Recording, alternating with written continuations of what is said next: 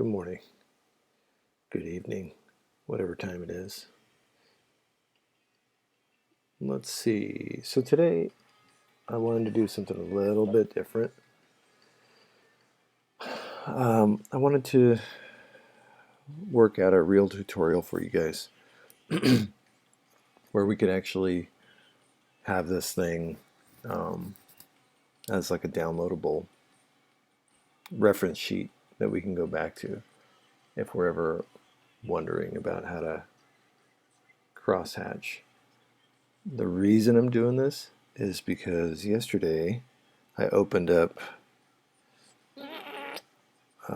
let's see, gosh, well, any of these. I mean, these are things that I did for work. Um, so I just emulate a style that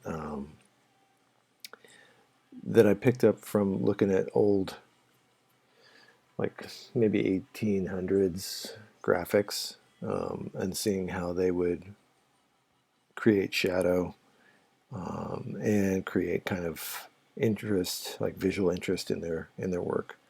And then I even did like some of this kind of stuff where it's pointillism, which is different than cross hatching.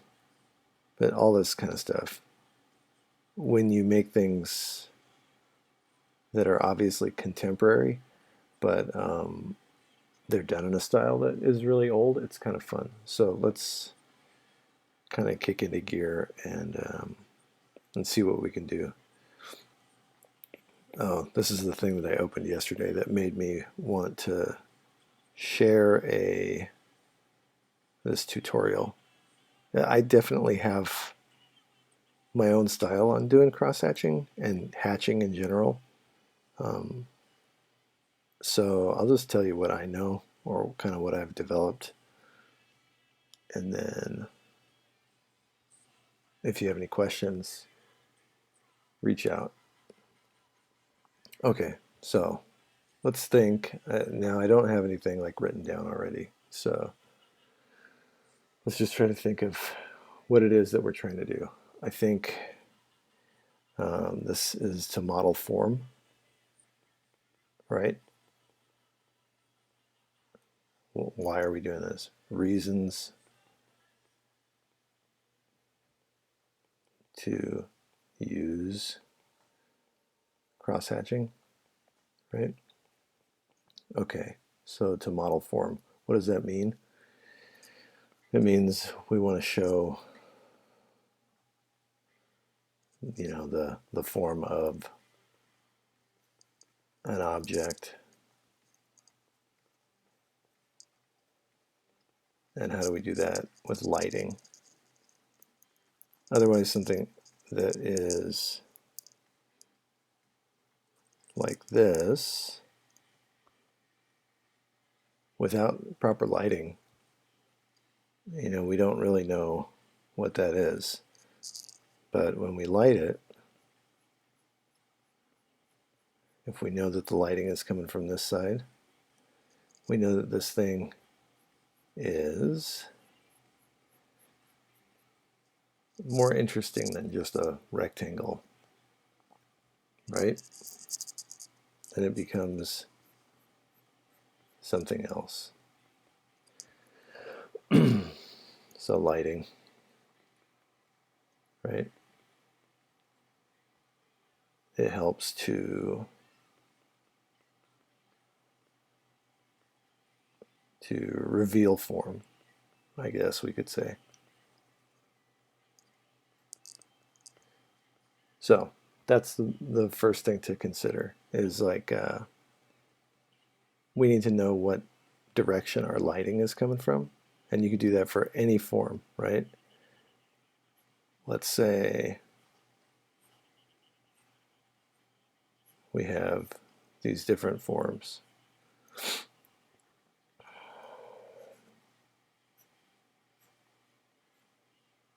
Right?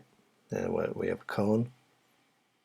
So basic, but like this is going to help because I'll get into like how you model form using cross hatching on like a body or We could even figure out how to do it on flowers that have like lots of these ridges and all kinds of weird stuff going on, right? And we'll do that. Let's make another layer just so that we can have, copy these guys.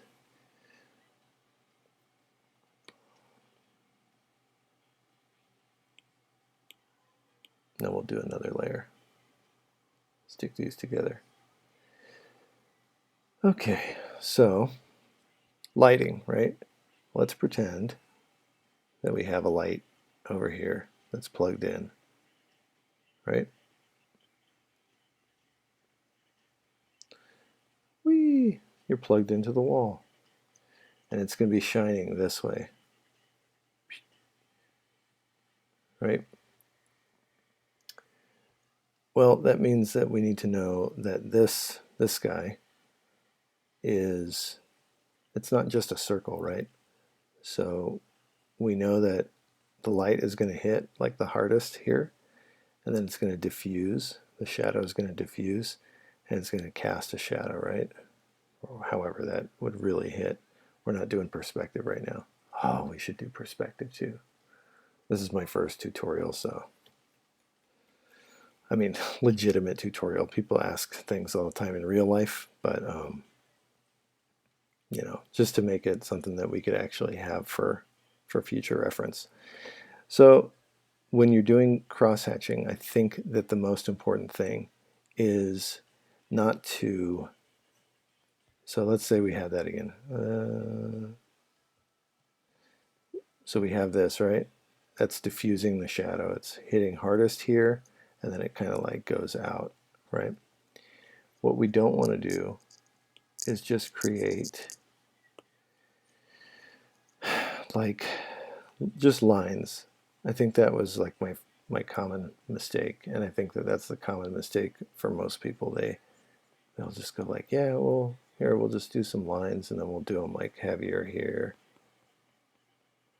Especially when you're dealing with form and how things actually are in real life. When you do that, when you just outline and then kind of make lines, this is fine for shorthand if you're just trying to get across the point of something. But when you do this for actual art, you want to feel the form of this thing. This thing is curvilinear, right? It goes in all kinds of different directions. Now, like the easiest way I could say this is just pick a direction that you want to start drawing in. Right? It goes all over the place. It's a sphere. It goes in every direction. This thing here has different panels, right? That it's constructed from that go different directions. If you can get this part through your head that the direction of the form is what you really want to pay attention to and tell your viewer something about, dude, that's the stuff right there. So then let's use what we understand about this and this and this and this to actually crosshatch some form. Okay, so I'm going to choose down here, I'm going to choose this guy, and I'm going to go, cool, I know that this thing is curved. So when I come around, I'm actually going to use the form of it to tell the viewer something. Now, this isn't a full lighting tutorial on how to shade and that kind of thing. This is literally just to help us understand a little bit more about how the hashing and the hatching marks will tell you something about the form. So you want to go with the kind of the form of the object, and then if you want to hatch across that, you can even come across, right? And you can even come across and break it up a little bit on the edges to diffuse it, right? And then when you want to do, a lot of times I'll do a sketch underneath, and you can do this in pencil if you only have pencils. And then when it comes time to actually do the hatching, you can do it in black.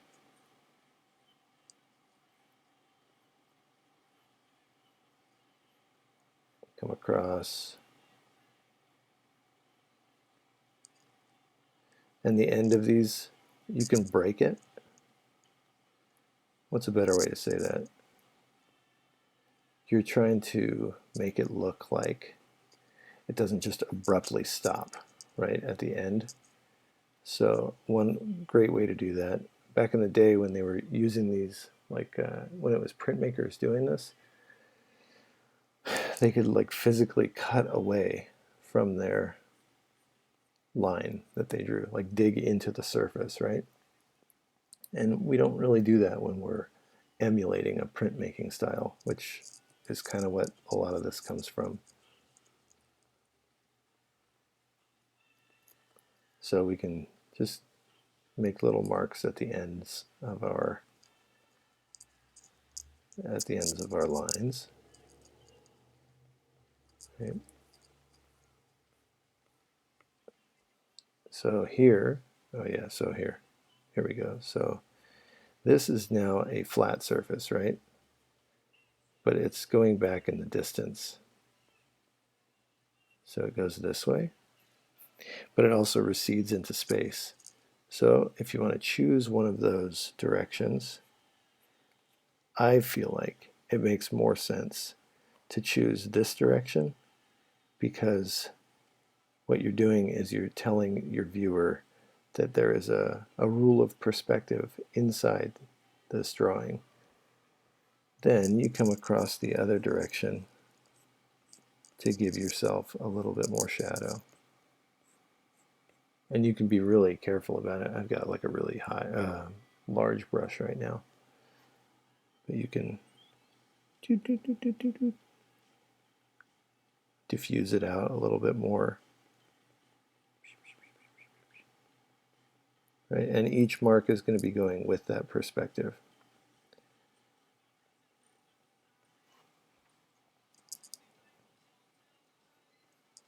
Same thing here.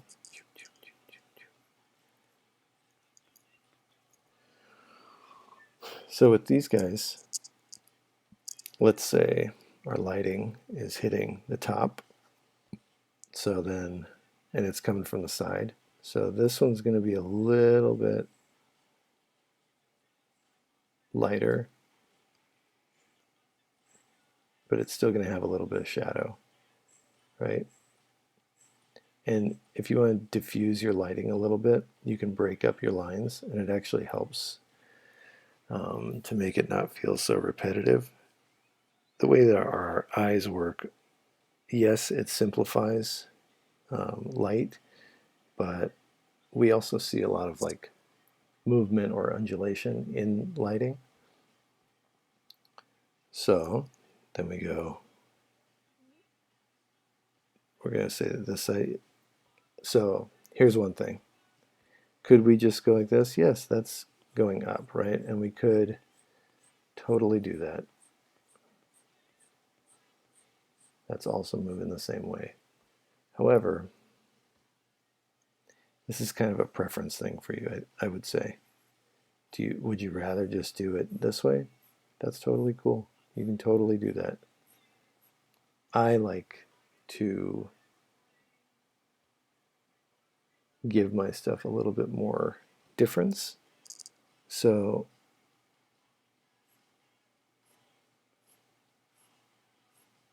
I'm going to go either way, to be honest, now that I'm thinking that through. I'm going to go both ways if I want to cross it. Sometimes just one set of hatch lines will work, right? But then you can bring it in, you can even break it up, and it gives pattern, and it gives a little bit of variation to your illustration. paying attention to parts that will maybe be more or less revealed by the light. So you can have like little broken parts in there. And I think it gives a little bit more interest. And then the same thing with this one. Your light is going to do the same thing. You're playing on that perspective ruler, right? That it's going to be a little darker closer to it. And then as it comes out, you can diffuse it out and just do little, same with this. Light diffuses. And when it diffuses, to do it in cross-hatching or any kind of pen and ink, you can just give these little marks that kind of fall apart. If you're working digitally or you're working with like a whiteout pen, you can also do this kind of thing. And if you're reversing out, like drawing in reverse, you can cut it out with you know, a white pen or whatever. I'm just erasing here. You can even do a mask in Photoshop, which is really helpful when you're drawing like this. So then, even though this is like the brightest point up here, where the light is hitting the hardest, you can still give little bits of, you know, interest. Okay, so lighting, right?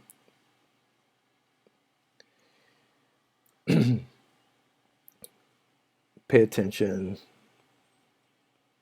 I was just thinking about this while drawing.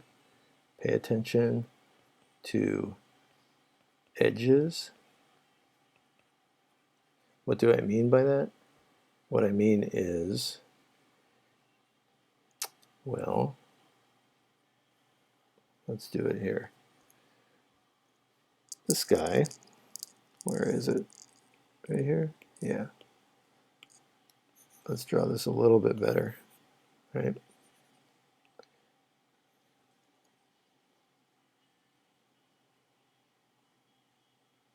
Okay. The edges of whatever thing that you're drawing are going to be the parts that tell the most, right? Every time you meet an edge, you have to make a decision. Every time you meet an edge, you have to make a decision on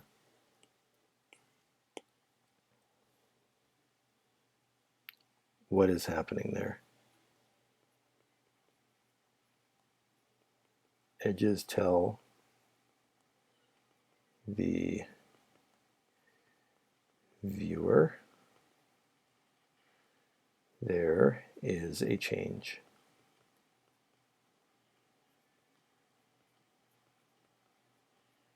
The reason we developed sight is so that we could, what? Protect ourselves, right?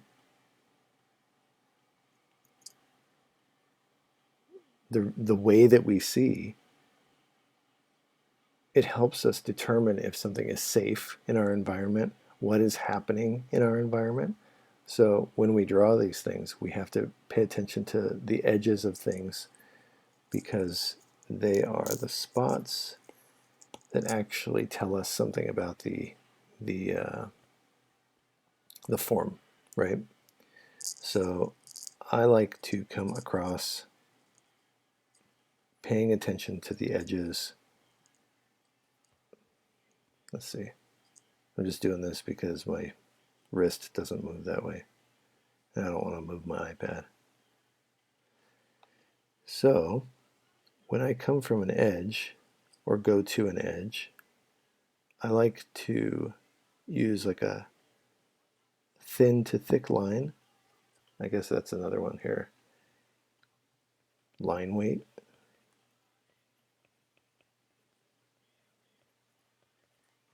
Should be determined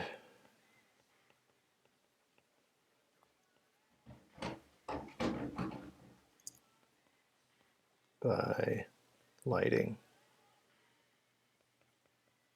And form. So your edge should have something happening that isn't happening on the related edge. So over here, it's kind of just coming and getting diffused even more, right? Here we go.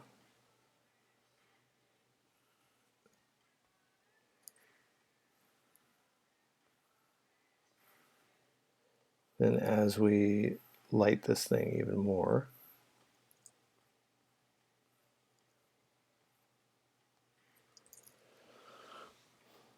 we can even do this. So let's say we want to crosshatch it, right? And actually give it a little bit more like darker thing. Then this edge is something's gonna happen here too. So do we want to leave some breathing room? Maybe there's a ridge here. Maybe it's like a can that you'd get at the grocery. Well, then this is going to be a little bit darker right under this lip, just so that you can tell the viewer that something is different. The bad cross-hatching that I see, everything just looks the same. There's really no differences. Like if this had, let's pretend that this had some beep, beep, boop, beep. Let's go like this. Let's pretend this thing had some divots in it. So that there's multiple kind of things happening. Right? The bad cross-hatching I see is just like everything looks exactly the same. Like where it, even if they know how to light, they don't think about how the marks that they make tell you something. You know, as soon as you draw a flat line on a curved surface, it flattens it out. So instead, you could do that very same thing, and you can just pick a direction.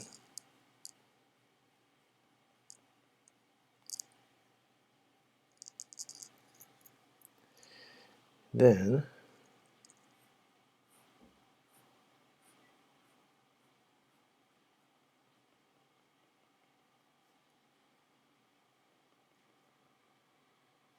diffuse that out.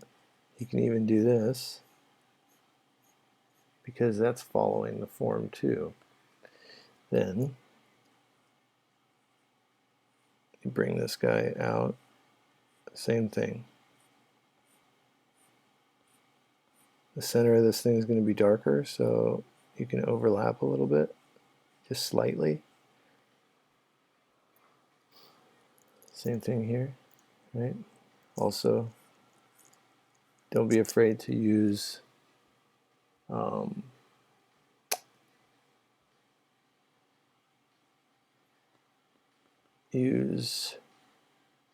variations of what can we call that? Like full tone, maybe. Let's say just black areas alongside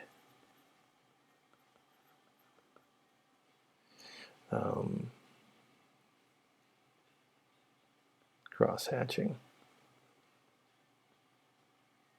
So if we were going to do a head,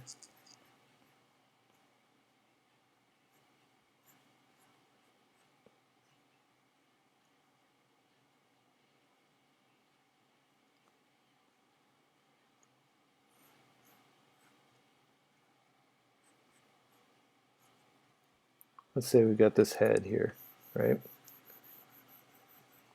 This is going to be part of this tutorial. we've got our eyes, we've got our mouth, and our chin, right? Well, what's going to happen? Let's just say this person is bald. Works for me. When you use black areas and you're not afraid because you understand the form that's going on, you can do things like this.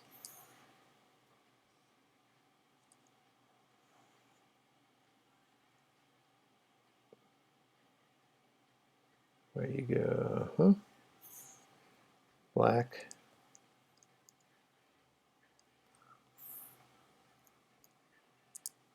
there you go. Here's where the eye would meet, right?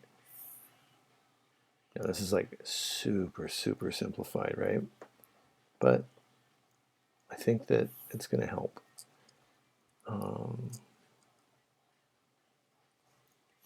Here are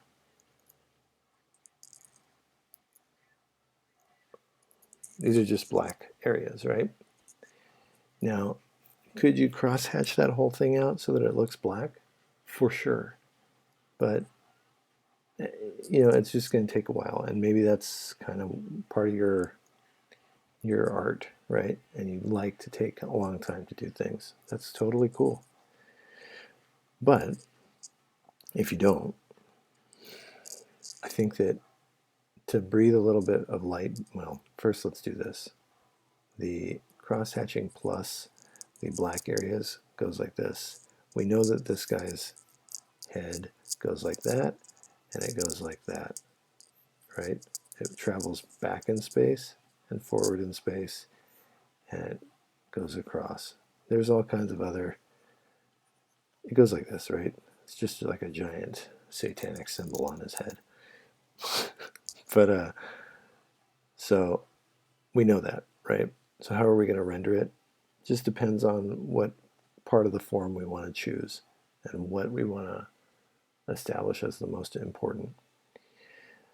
But the edges are the part where you really want to pay attention. We're coming across the form, and we are going right into this black edge. What that's doing is it's diffusing this huge shadow of black, right? You can be pretty conservative with this black at first if you're worried about it, but if you're working digitally, you don't have to be conservative at all. And you can diffuse that with the little marks, right? This is a super simple version of what I'm about to say. You can also come in where, here,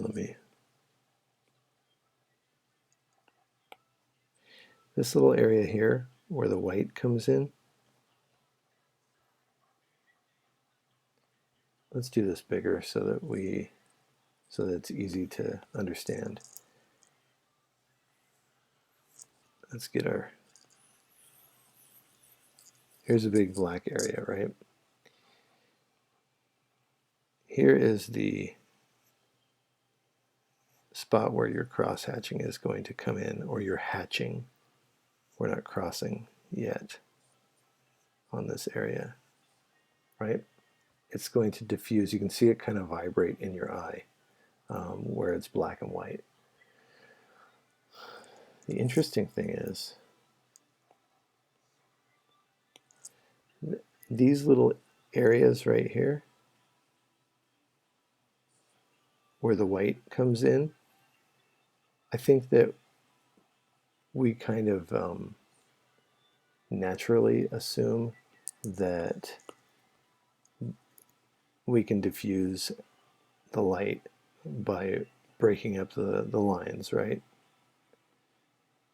We can do that, but how do you do it back into the white? Well, you can either do white over the top of it, or you can erase. So a lot of times I'll just do something really simple where it comes in from these little white areas. If you do it here, it just doesn't really make as much sense. And you can curve over your form the same way. And you can even come out and cut all the way into your form. And then on these little areas you can, and that does like a completely different thing. But it does do some pretty cool stuff when you play with it. So that's what some people call it reverse drawing. There's like a way better word for that.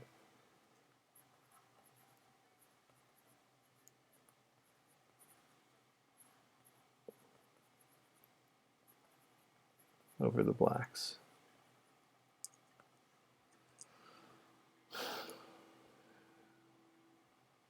So when we do that here, we know that our cheek comes up. I like having variation in the different bits of the form that I choose to highlight. Here's an area.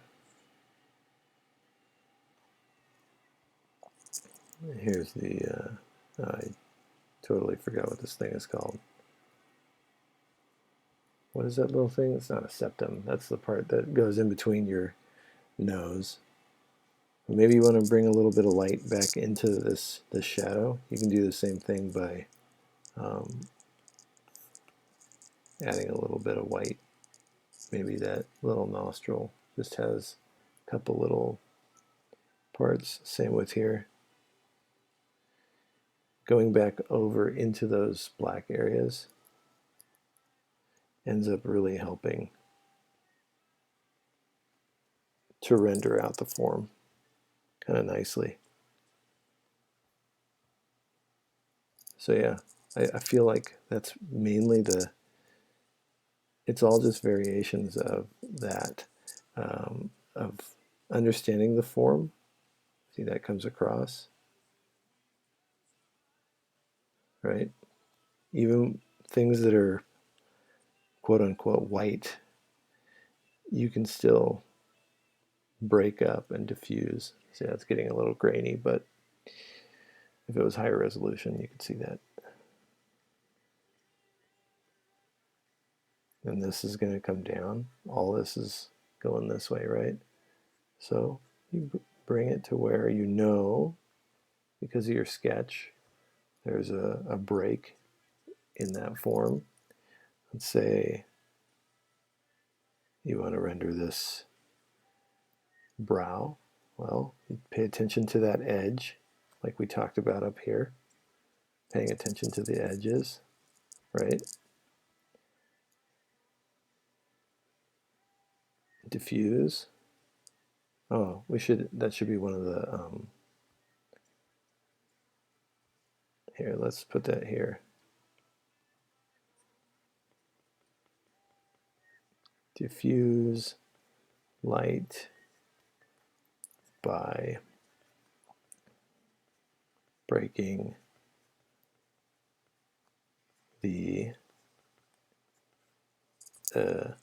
edge of your lines. That works.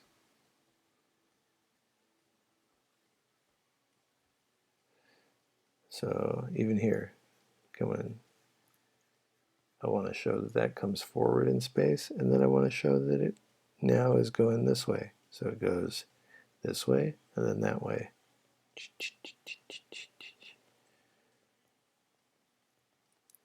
And if you can get used to doing things this way, so that anytime you want to do any kind of work in this style, that you already kind of understand these little rules about don't make a mark unless you understand the form, dude, you're going to be like ahead of the game. Don't make a mark until you understand the form of the thing that you are trying to draw. That's like maybe that's like the biggest point of all this. That you can make anything make sense. There's so many ways to make marks, right? But if you really understand the form of whatever it is that you're drawing, you're gonna find that little rules like this, they just help you when you're first. Hey man, thank you, I appreciate that. These little rules, they just help if you kind of forget, right? Or if you get stuck on something. The main point is to show the form of the object and then like just like in bold,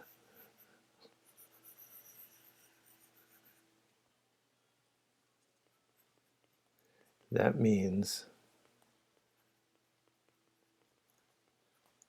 you need to understand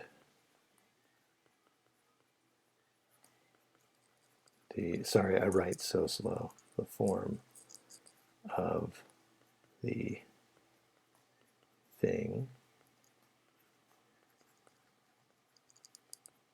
you're drawing. Oh no, this is called a widow in graphic design, when there's just one word at the bottom, and it bothers me, but not enough to change it.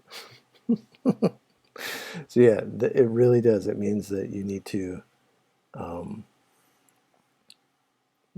this will not work. I could be bold enough to say that any of these little rules will not work unless you understand the form of the thing that you're drawing.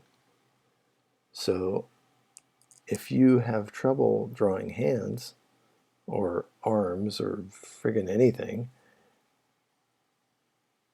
do some work and understand the form of the thing that you have trouble with, right? Even if you draw a bad hand, it doesn't matter if you really know how to crosshatch it.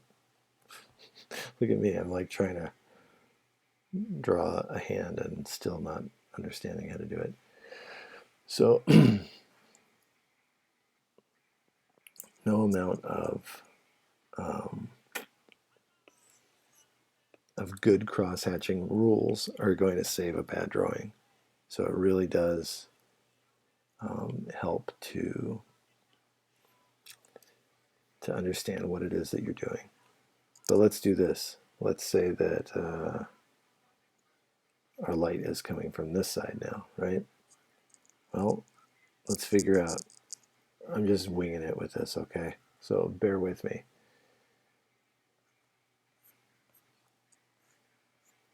Now, since I know that the top, oh, that's a really good thing too. Pay attention to edges. Let's bring all these down. And well, this kind of goes with diffusing light also, so let's bring it.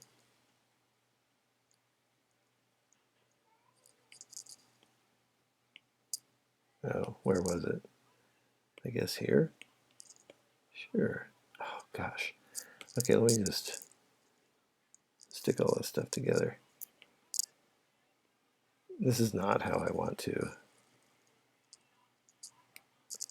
There we go. Oh, brother. Whatever, man. Let's just write it down here and I can figure it out later. The point is that areas like this, where the light side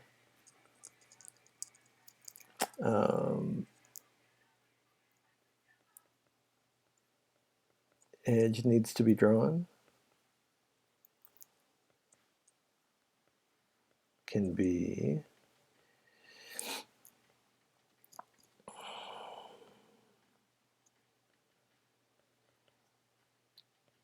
drawn with a broken line.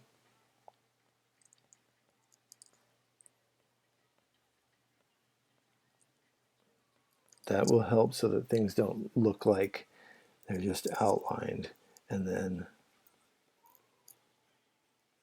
you know, if this is the thumb, that looks okay, but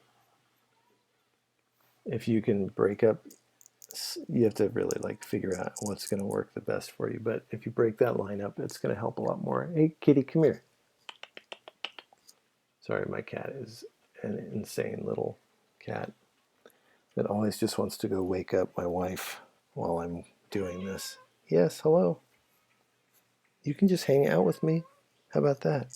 Anyway, let's actually draw that. This is it in practice, right? Here's where, oh, what the heck?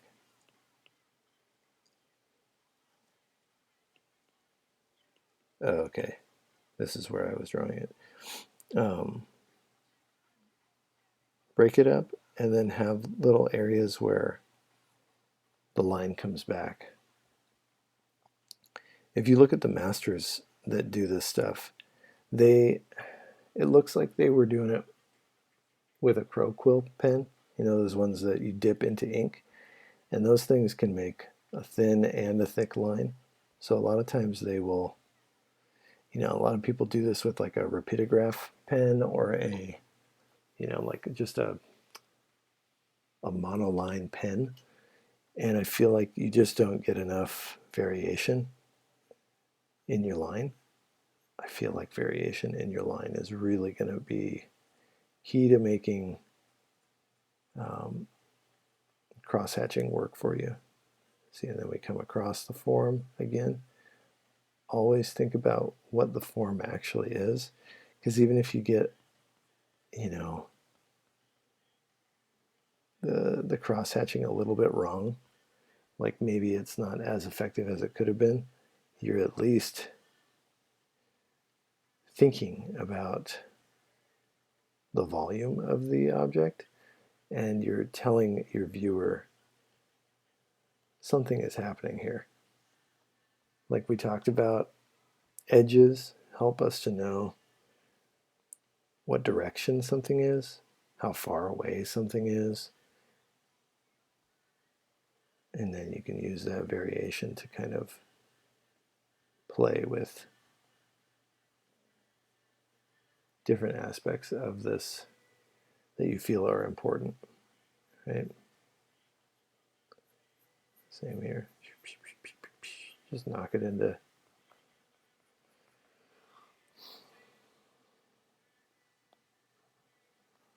I'm drawing this hand stupidly, but the cross-hatching element still works. See, like I'm not even doing a great job with my anatomy here, but because I know the basic forms, you can still tell the story of whatever is happening here, right? That there is a hand that is open, right? Does that make sense? Understanding like the volume of the form that you are drawing is going to help you.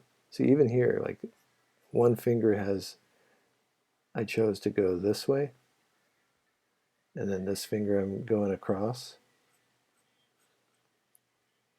If you look at your own hand in light, you can see that that is how things happen. Everything doesn't just go the exact same way. There's like cast shadows that come down from this upper portion. There's all kinds of stuff going on. Lighting is crazy, but if you can be consistent with the direction that your lighting is coming from, rather than just consistent with the marks that you're making, oh, okay, I will only make downward marks here. No, man. A lot of times, even if you're doing like a suit coat or something, you know, if you have, that is like a funny suit coat, but you get the point. A lot of times I will, even right next to each other, there's just an aspect of the fabric that I want to share with the viewer. And it makes sense at the time to go in a completely different direction. And in the end, it ends up making a pretty cool pattern. So, plenty of different ways to make marks. It's not about the marks. It's really, really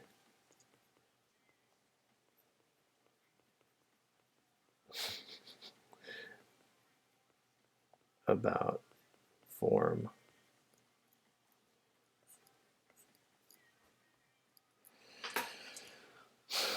These little things are tricks, right?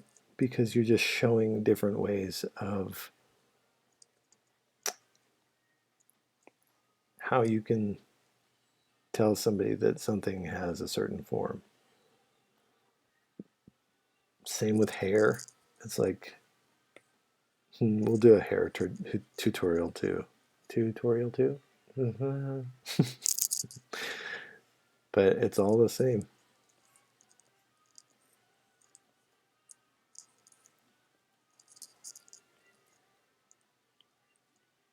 It's all the same.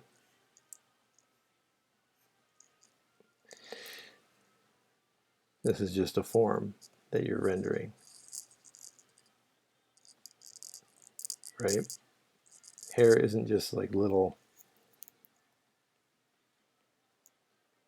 pieces, right? It's actually a form that you're rendering.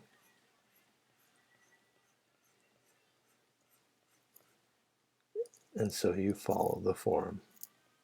You diffuse the light in the same way. Does that make sense?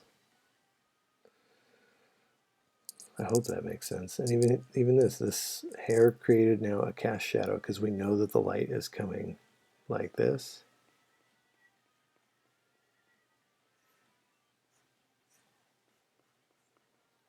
Well, that means that this thing is going to have a little bit of a cast shadow coming across the form. So it's all.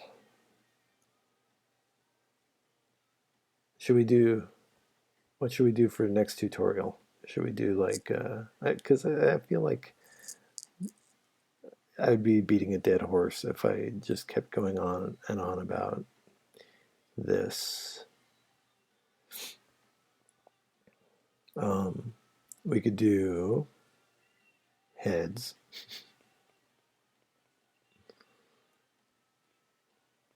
Here.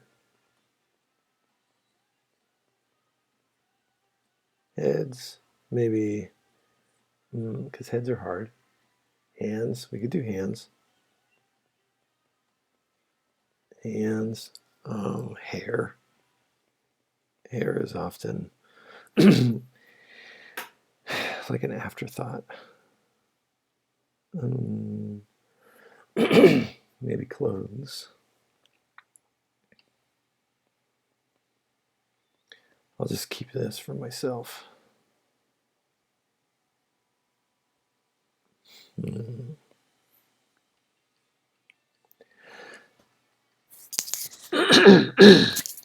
Sorry. I could have muted you, but I just wanted you to know that I'm dying. Yeah, hair would be good. Hair is interesting because just like anything, there's so many ways to render it, right? It all depends on what you're kind of, what you really want to do with your scene or whatever. So, okay. So, yeah, maybe we'll do, I have to prepare a little bit for next time. So let's say that this is the close of the tutorial for hatching and cross hatching. What I will do, let me take this thing,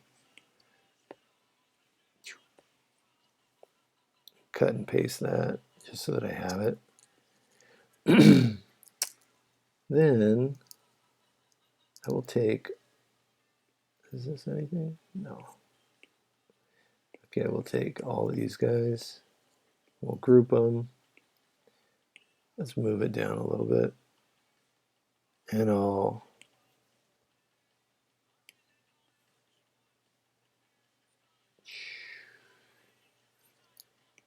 I don't really know where that is, but we can just flatten this whole thing. What do you think? Just a Dropbox or something? Is there like easier way that we could, if you want to keep this thing? Yeah, we could just do a Dropbox maybe. I wonder if I could put that on my Twitch page. Here, let's brand it. Yeah.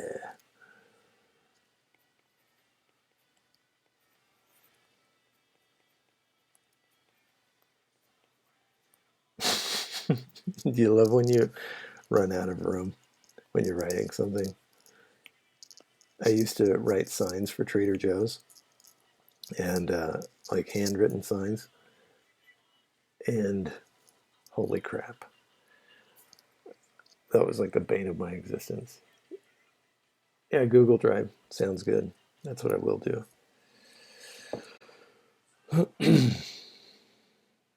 Just do a JPEG.